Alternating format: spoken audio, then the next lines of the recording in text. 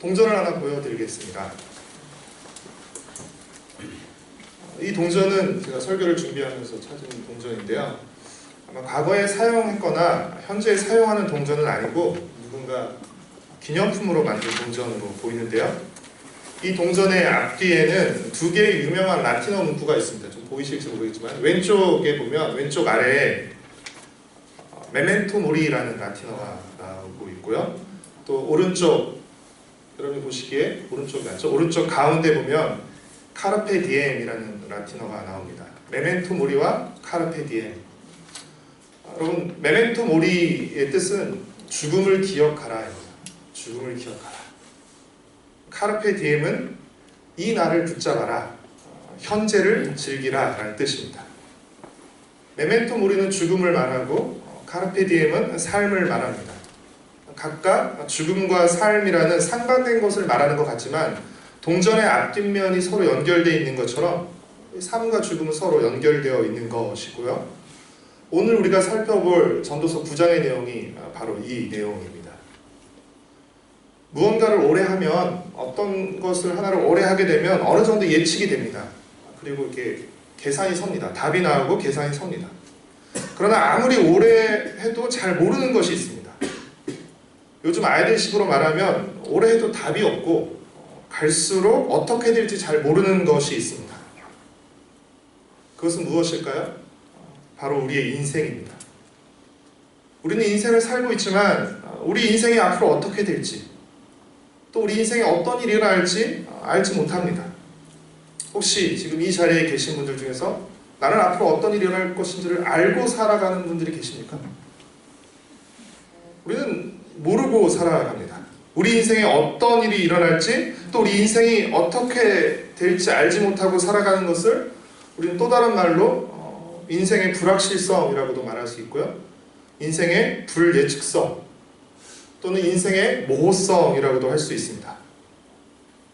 우리는 부모님이나 선생님, 그리고 책을 통해서 우리가 살아가는 세상이 어떻고 또 어떻게 움직여가는지, 그래서 우리가 어떻게 살아가야 되는지에 대한 많은 이론과 공식을 배웠습니다.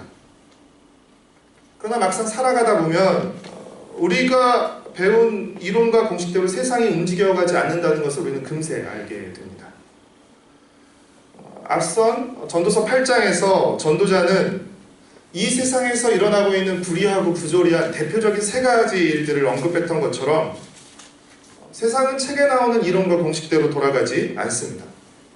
한마디로 말해서 세상은 부조리하고 인생은 불확실합니다. 그래서 인생이 어떻게 될지 모르는 것이에요. 우리 인생에 어떤 일이 일어날지 알지 못한다는 것입니다. 인생이 불확실하기 때문에 우리는 조금이라도 그 불확실성을 줄이려고 하죠. 그 불확실성을 줄이는 방법은 무엇입니까? 확률이 높은 쪽을 선택하는 것이에요. 요즘 대학생은 물론 고등학생, 중고등학생들마저 공무원을 선호한다고 합니다. 공무원을 선호하고 공무원을 희망한다고 합니다. 그 이유가 무엇일까요?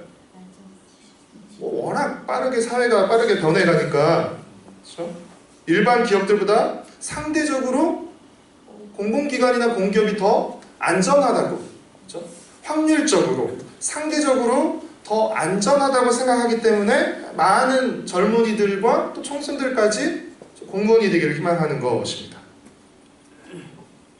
좀 더 안전할 확률, 망하지 않을 확률이 높은 쪽을 선택하는 것이죠. 여러분들이 인터넷이나 홈쇼핑에서 어떤 상품을 구매하실 때 제일 처음에는 나의 필요를 보죠. 나의 취향도 보고 가격과 디자인도 봅니다. 그러나 그것만 보고 여러분 결정하지 않으세요. 거기까지가 다 조건에 충족했을 때 여러분 마지막 한 가지를 더 점검하고 체크하고 그 물건을 살지 말지를 결정합니다. 그게 뭐죠? 가격은 이미 고려했습니다. 그 상품을 먼저 산 사람들의 구매평입니다.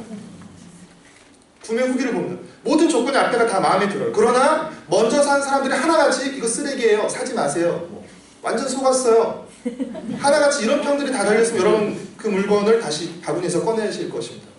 결제하지 않으실 것이에요. 긴가민가 했지만 하나같이 가성비 짱이에요, 이런 표현 쓰면 안 돼요. 가성비가 좋아요. 뭐 이렇게 좀 너무너무 만족스러워요. 뭐또 샀어요. 뭐 이렇게 이런 평들이 나오면 아 이거 사도 되겠다라고 살 마음을 굳히게 되는 것이죠. 여러분 다른 사람의 구매평을 확인하는 이유가 무엇이죠? 이 상품을 사고 후회할 확률을 줄이기 위해서입니다. 우리는 불확실한 세상 속에서 이 불확실성을 낮추기 위해서 확률이 높은 쪽을 선택하지만 세상 일이 또 확률대로만 되는 건 아닙니다. 그렇죠? 이 불확실성을 줄이기 위해서 확률이 높은 쪽을 선택하지만 확률대로 되는 게 아니에요. 확률이 100%가 아닌 이상 얼마든지 적은 확률이 나올 수도 있는 것이죠. 뭐 99% 왜 1% 했지만 그 1%에 내가 걸릴지 누가 합니까? 그렇죠? 그래서 저는 뭐 우스갯소리로 모든 복권의 당첨률은 50%죠. 되거나 안 되거나. 전도자는 이 사실을 알고 있었어요. 우리가 확률이 높은 쪽을 선택하지만 그렇다고 해서 모든 것이 확률대로 되는 것은 아니다라는 것을 알고 있었습니다. 우리 11절 말씀을 같이 한번 읽어보겠습니다. 내가 다시 해 아래에서 보니 빠른 경주자들이라고 선착하는 것이 아니며 용사들이라고 전쟁에 승리하는 것이 아니며 지혜자들이라고 음식물을 얻는 것도 아니며 명철자들이라고 재물을 얻는 것도 아니며 지식인들이라고 은총을 입는 것이 아니니 이는 시기와 기회는 그들 모두에게 임함이니라. 여러분 무슨 말이에요? 빠르다고 해서 반드시 달리기 1등하는 거 아니라는 것입니다. 힘이 세다고 해서 반드시 싸움에서 이기는 것도 아니라는 것입니다. 그렇죠? 되게 우습긴 하지만 이렇게 헛손질해서 자기가 맞고 쓰러질 수도 있는 것이죠. 얼마든지 똑똑하다고 해서 반드시 잘 되는 것도 아니라는 것입니다. 여러분 빠른 사람이 달리기에서 1등할 확률이 높습니다. 그것은 팩트예요. 확률이 높은 건 사실이에요. 강한 사람이 싸움에서 이길 확률도 높습니다. 똑똑한 사람이 잘 될 확률도 높아요. 그게 사실이에요. 그러나 반드시 그렇게 되는 것은 아니라는 것입니다. 왜 그렇죠? 어디까지나 확률은 가능성이기 때문에 그래요.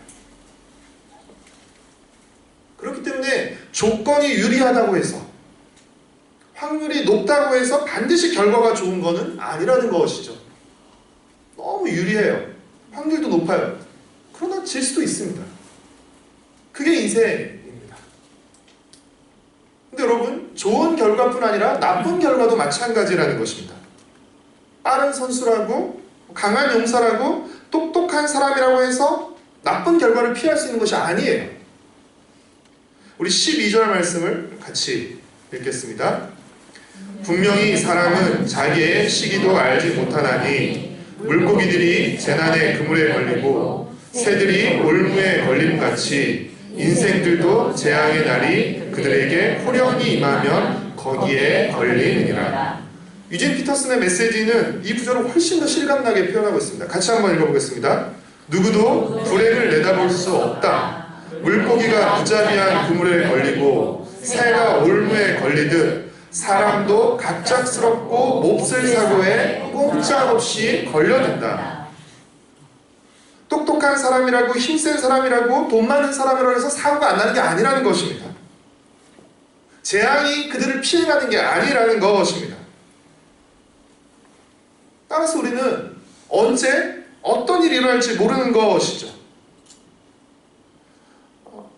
우리 인생은 불확실하기 때문에 우리는 어떤 일이 일어날지도 모르고 또 세상에서 일어난 일도 다 이해할 수 없는 것입니다.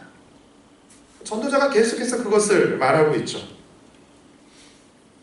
지금까지 계속 이야기한 것처럼 세상은 불공평하고 인생은 불확실합니다. 우리는 이런 부조리와 불확실성 속에서 살아가는 것이죠. 그러나 세상과 우리 인생에서 모든 것이 다 불공평한 것만은 아니에요. 우리는 불확실성 속에서 살아가지만 우리 인생에서 모든 것이 다 불확실한 것만은 아닙니다. 불공평과 불확실한 세상과 인생 속에서도 그것으로 불공평과 불확실성으로 가득한 이 세상과 인생 속에서도 한 가지 공평하고 확실한 한 가지가 있다는 것입니다. 그것이 무엇이죠? 바로 죽음이라는 것입니다. 우리가 사는 세상이 불공평해요. 우리 인생이 불확실해요. 그것으로 가득합니다. 그럼에도 불구하고 이 불공평한 세상 속에서 한 가지 공평한 한 가지가 있다는 것입니다. 이 불확실한 인생 속에서 한 가지 확실한 것이 있다는 것입니다. 그것이 바로 죽음이라는 것입니다. 우리 2절과 3절 말씀을 다시 한번 읽어보도록 하겠습니다. 모든 사람에게 임하는 그 모든 것이 일반이라. 의인과 악인, 선한 자와 깨끗한 자와 깨끗하지 아니한 자, 제사를 드리는 자와 제사를 드리지 아니하는 자에게 일어나는 모두 일반이니, 선인과 죄인, 맹세하는 자와 맹세하기를 무서워하는 자가 일반이로다. 모든 사람의 결국은 일반이라. 이것은 해 아래에서 행해지는 모든 일 중에 악한 것이니, 곧 인생의 마음에는 악이 가득하여 그들의 평생에 미친 마음을 품고 있다가 후에는 죽은 자들에게로 돌아가는 것이라. 아멘. 세번역 성경은 이 구절을 이렇게 표현하고 있는데요. 우리 세번역 성경도 세번역으로 같이 한번 읽어보겠습니다. 시작. 모두가 같은 운명을 타고났다. 의인이나 악인이나 착한 사람이나 나쁜 사람이나 깨끗한 사람이나 더러운 사람이나 제사를 드리는 사람이나 드리지 않는 사람이나 다 같은 운명을 타고난다. 착한 사람이라고 해서 죄인보다 나을 것이 없고, 맹세한 사람이라고 해서 맹세하기를 두려워하는 사람보다 나을 것이 없다. 모두가 다 같은 운명을 타고난다는 것, 이것이 바로 세상에서 벌어지는 모든 잘못된 일 가운데 하나다. 더욱이 사람들은 마음의 사악과 광증을 품고 살다가 결국에는 죽고 만다. 남녀노소, 지위고하, 빈부귀천을 막론하고 모든 사람은 죽는다는 것입니다. 모든 사람은 다 같은 운명을 갖고 태어나는데 그것이 바로 죽음이라는 것입니다. 우리는 모두 죽음에 이르게 됩니다. 그리고 우리는 죽음 앞에서 평등해집니다. 우리에게 앞으로 어떤 일이 일어날지, 또 우리 인생이 어떻게 될지 알지 못하지만 한 가지 확실한 것은 우리는 모두 죽는다는 사실입니다. 왜 모든 사람이 죽는 것일까요? 하나님이 그렇게 정하셨기 때문입니다. 히브리서 9장 27절 말씀 보면 한 번 죽는 것은 사람에게 정해진 것이요 그 후에는 심판이 있다 기록하고 있습니다. 한 번 죽는 것은 하나님께서 정하신 것이기 때문에 모든 사람이 죽는 것입니다. 모든 사람이 죽는다는 사실은 우리에게 어떤 사실을 일깨워줍니까? 우리가 하나님이 아니라 피조물이라는 사실을 일깨워줍니다. 우리는 마치 우리가 하나님인 것처럼 살아갑니다. 우리가 마치 무한한 존재인 것처럼, 우리가 전능한 존재이고 영원한 존재인 것처럼 착각하고 교만하게 살아갑니다. 그러나 죽음은 우리에게 무엇을 일깨워줍니까? 너는 피조물에 불과해. 너는 한낱 유한한 존재에 불과해. 너는 잠시 있다 사라지는 안개와 같은, 호흡과 같은 존재에 불과하다는 사실을 죽음은 우리에게 일깨워주는 거죠. 아무리 돈이 많은 사람도, 아무리 똑똑한 사람도, 아무리 강한 사람도, 절대 권력자라도 이 죽음을 피할 수 없는 것입니다. 우리는 다 죽습니다. 그리고 그 후에, 그 죽음 후에 우리는 하나님 앞에서 심판을 마주하게 되는 것이죠. 그 심판이 무엇입니까? 우리 삶의 평가 결과와 마주하게 된다는 것입니다. 우리가 하나님 앞에서 어떻게 살아왔는지, 하나님이 주신 그 인생을 어떻게 살아왔는지 그 삶에 대한 평가 결과를 하나님 앞에 받게 된다는 것입니다. 죽는다는 것, 우리 삶에 대한 평가를 받는다는 것, 이거 피할 수 없는 사실입니다. 어떠실지 모르겠지만 옆 사람에게 말씀해 주십시오. 지그시 바라보시면서 저 죽어요.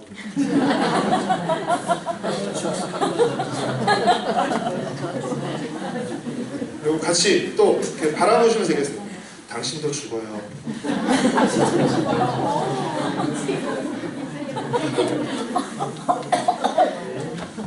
한 번 더요.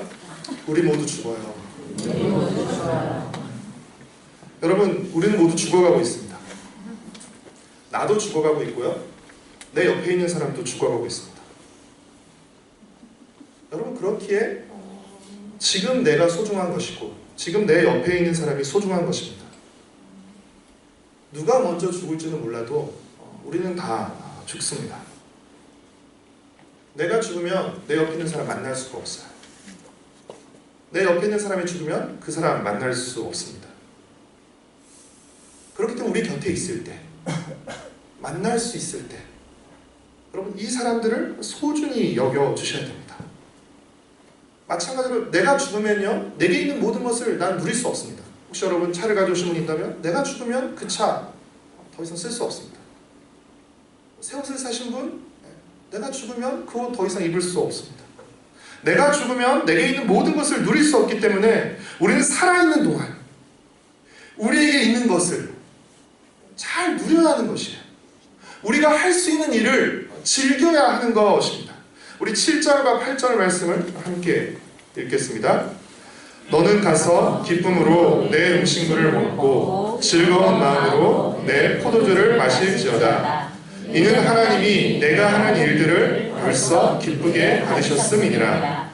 내 의복을 항상 희게 하며 내 머리에 향기름을 그치지 아니하도록 할지니라. 무슨 말이에요? 지금 내 앞에 있는 음식을 맛있게 먹으라는 것입니다. 아무렇게나 입고 다니지 말고 옷도 깨끗하게 입고 머리도 꾸미라는 것입니다. 제가 이 말씀을 적용하기 위해서 오늘 이 말을 하고 유진 피터슨의 메시지는 이 부분을 훨씬 더 실감나게 표현하고 있어요. 여러분 성경을 읽으실 때 우리가 개역개정 있지만 세번역이라든지 메시지를 다른 역본을 같이 읽으면 의미들이 훨씬 더 살아날 때가 있어요. 같이 한번 읽어볼까요? 시작! 신나게 빵을 먹고 힘차게 포도주를 마셔라. 아침마다 축제옷을 입어라. 깃발과 스카프를 아끼지 마라. 아끼면 아끼지 마시고 날마다 여러분이 가지고 있는 것을 그렇죠? 아끼다가 잃어버리는 수가 있고요. 아끼다가 녹이 쓰는 수가 있고 아끼다가 상하는 수가 있더라고요. 전도자는 지금 우리가 먹고 입고 일하는 그 평범한 일상을 즐기라고 말해요.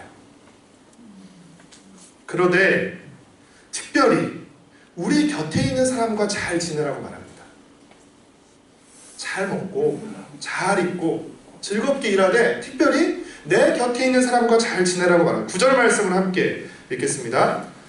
내 헛된 평생의 모든 날 곧 하나님이 해 아래에서 내게 주신 모든 헛된 날에 내가 사랑하는 아내와 함께 즐겁게 살지어다.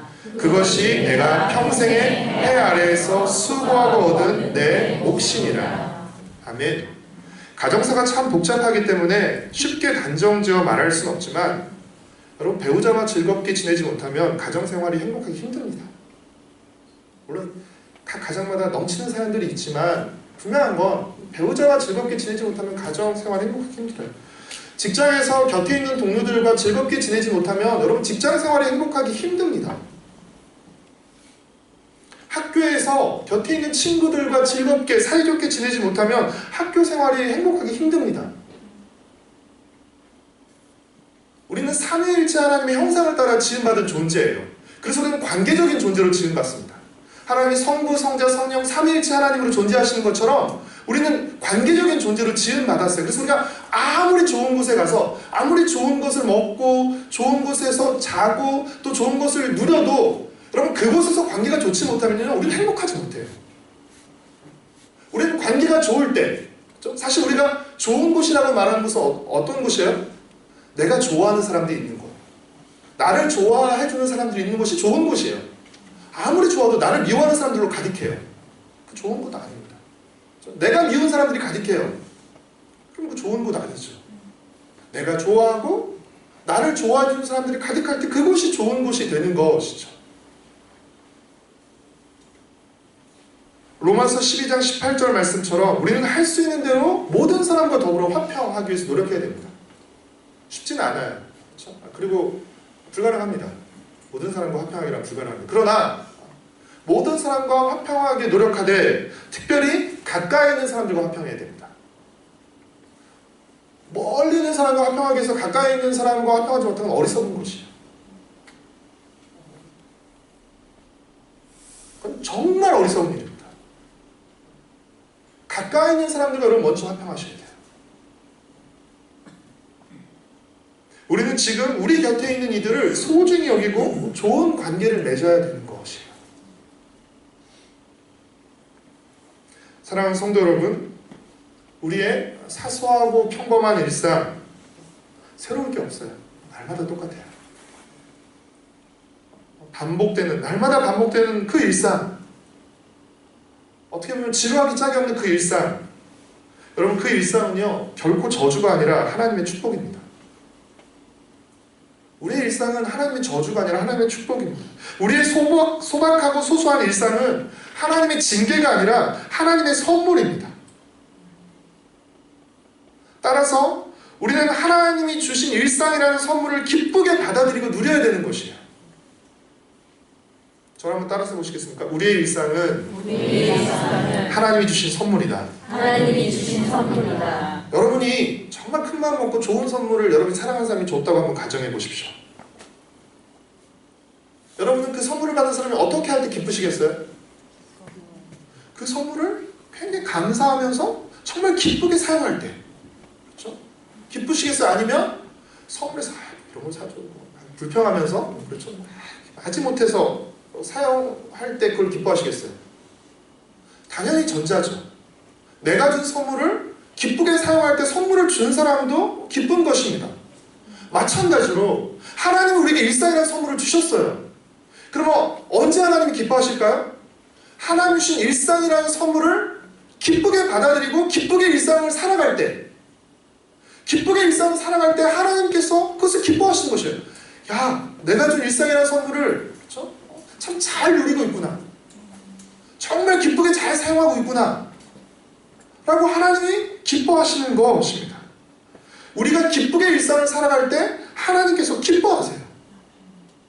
우리가 일상을 망가뜨리거나 일상을 소홀히 하면요 하나님 절대 기뻐하지 않으십니다. 여러분, 일상을 벗어난 신앙이란 있을 수가 없어요. 우리 신앙은 교회 안에서만 이루어진 행위가 결코 아닙니다. 종교적 행위가 결코 아닙니다. 우리 신앙은 우리가 살아가는 모든 일상 속에서 펼쳐지는 것들이에요. 삶의 방식이고 삶의 태도고 삶의 자세고 삶의 행위인 것입니다. 그래서 데살로니가서 3장에서 뭐라고 말씀하세요? 항상 기뻐하라는 것이에요. 범사에 감사라는 것이죠. 이건 너 항상 기뻐하지 않으면 너 혼내? 너 모든 일에 감사하지 않으면 너 벌 줄 거야가 아니라, 하나님은 우리가 항상 기뻐하면서 살 때, 일상을 기쁘게 살 때, 감사하면서 일상을 살아갈 때 하나님께서 기뻐하신다는 것이죠. 이것이 너희를 향하신 하나님의 뜻이라는 거죠. 하나님의 뜻이라는 것은 하나님이 이것을 기뻐하신다는 것입니다. 사랑하는 성도 여러분, 우리가 교회 안에서만 살아가는 거 아니잖아요. 우리 곁에 있는 사람들이 교회 옆에 있는 사람들만을 말하는 것이 아니에요. 우리가 동네에서, 그렇죠? 시장에서, 또 우리 직장에서 우리 곁에 있는 사람들이 분명히 존재하잖아요. 저는 우리 곁에 있는 사람들이 우리가 그리스도인이라는 사실을 알기 전에, 어느 순간에 우리가 나는 그리스도인입니다 라고 말을 하겠지만, 그것을 알리기 전에, 교회를 다니는 사람이라는 것을 알리기 전에 내 곁에 있는 사람이 먼저 알아야 되는 사실이 있다고 생각해요. 그럼 뭐냐면, 우리가 일상을 기쁘게 살아가는 사람이라는 것을 알아야 됩니다. 이 사람이 뭘 믿는지 아직 모르겠어요. 이 사람을 봤을 때, 아, 이 사람은 일상을 기쁘게 살아가는 사람입니다. 내 옆에 있는 사람이, 내 곁에 있는 사람이 알아야 돼요. 그리고 나서 내 기쁨의 이유가 되시는 예수 그리스도를 말씀하는 거죠. 전하는 거죠. 여러분, 반대로 한번 생각해 보세요. 맨날 인상 쓰고 다녀요. 맨날 짜증 부리고 삽니다.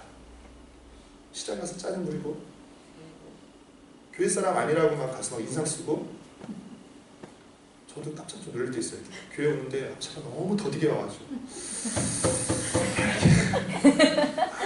못마땅한 거예요. 근데 이렇게 좌회전해서 교회로 들어가면 철렁하죠.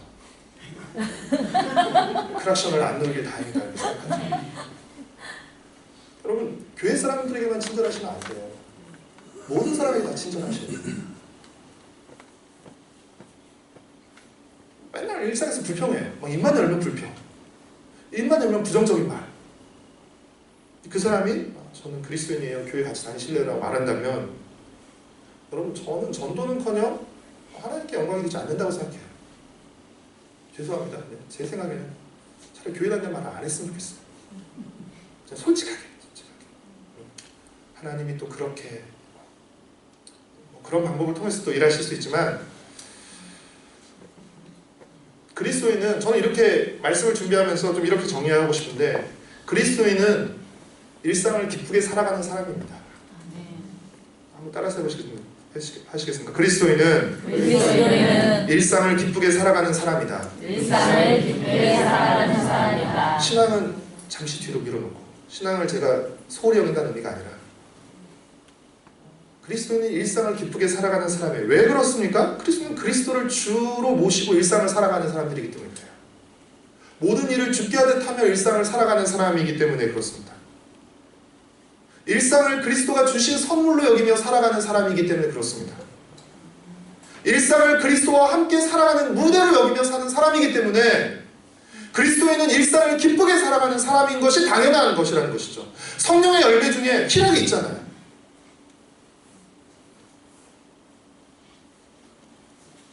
우리가 하나님이 주신 일상이라는 선물을 기쁘게 누릴 때 하나님이 기뻐하세요. 그리고 또 우리가 하나님 주신 일상의 선물을 기쁘게 누릴 때 우리의 일상이 또 다른 누군가에게 주는 하나님의 선물이 될 수 있다는 것입니다. 제가 머리를 자르는데요, 머리를 자르면서 막 인상을 막 쓰고 막 투덜대면서 머리를 잘랐으면 굉장히 머리를 자르면서 불편했을 거예요. 저의 오랜 단골. 지난 한 달간의 이야기를 나누면서 웃으면서, 그러니까 기쁘게 잘라주니까 저도 기뻐요. 고맙습니다 하고, 우리 내년에 만나요 이러고 왔어요. 여러분이 하고 있는 일을 기쁘게 할 때요, 그것이 다른 사람에게 기쁨이 되는 것이에요. 죄송합니다. 머리 자르는 얘기 너무 많이 해가지고, 가장 최근의 일이라 머리를 감겨주는데, 이 손길을 통해서 머리를 시원하게 감겨줘서 참 감사하다, 기쁘다. 지저분했는데 머리를 깔끔하게 잘라주니까 기쁘고 감사하다. 우리가 일상을, 우리의 일들을 기쁘게 해낼 때, 여러분, 그 일이 하나님께도 기쁨이 되고 다른 사람에게도 기쁨이 되는 것이에요. 우리는 하나님이 주신 선물을 누릴 뿐 아니라 우리가 누군가에게 선물이 되는 것이에요. 이 사람 참 좋은 사람이야. 이 사람 참 선물 같은 사람이야. 이 사람 못 만났으면 내가 어떻게 했을까? 너무 고마운 사람이야. 소중한 사람이야. 여러분, 이것이 지난주에 들었던 설교의 표현을 빌리자면 무엇이에요? 복을 누리고 복이 되는 삶인 것입니다. 복을 누리고 내가 다른 누군가에게 복이 되는 삶이, 그렇죠? 하나님 주신 일상의 선물을 누리고 내 일상이 다른 누군가에게 선물이 되는 것이에요. 오늘 설교의 내용을 세 문장으로 한번 정리해 보도록 하겠습니다. 첫 번째, 세상은 부조리하고 인생은 불확실하다. 두 번째, 그러나 불공평한 세상과 불확실한 인생 가운데서도 한 가지 공평하고 확실한 것이 있는데 그것은 바로 죽음이다. 우리는 모두 죽는다. 세 번째, 그러므로 우리는 지금을 즐기고 누려야 한다. 일상을 기쁨으로 살아야 한다. 메멘토 모리 할 때, 그렇죠? 카르페 디엠을 할 수 있는 것이, 죽음을 기억할 때, 내게 주어진 오늘을, 지금을 내가 소중히 여기며 즐기며 살 수 있는 것입니다. 우리의 일상을 하나님이 주신 선물로 여기며 기쁘게 누리며 살 때 하나님이 기뻐하십니다. 그리고 우리 곁에 있는 이들을 기쁘게 해주는 삶이 될 수 있는 것이에요. 여러분, 우리가 추구해야 될 삶이 바로 이것이에요. 하나님 좋고 나 좋고 이웃 좋고.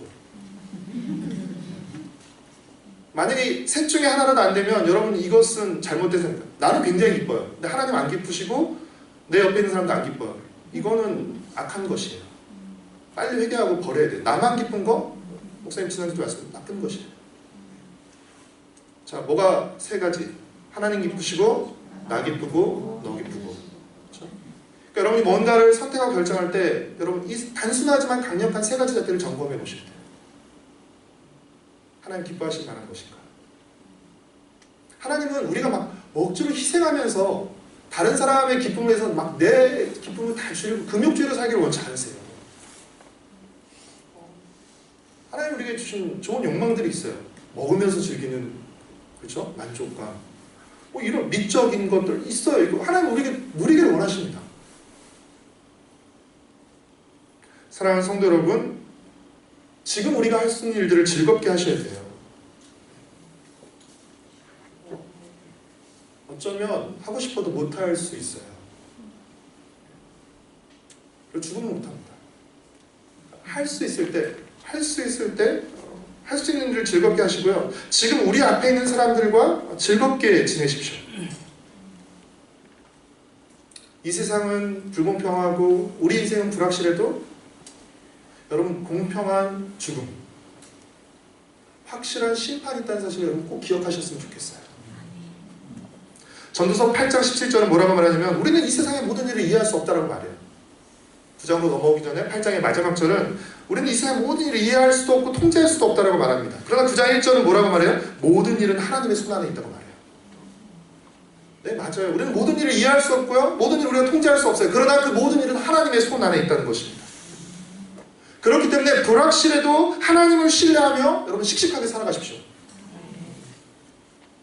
지금은 부조리하고 말이 안 되는 어처구니 없는 일들이 일어나도 때때로 악인들이 승승장구하는 것처럼 보여도 모든 것을 심판하시고 바로잡으실 하나님의 해피엔딩의 결말을 소망하면서 여러분 신나게 살아가십시오. 하나님 뒤집으실 거야. 까불지만 하나님 벌하실 거야. 완전히 바닥에 낮추실 거야. 바벨론 무너뜨리실 거야.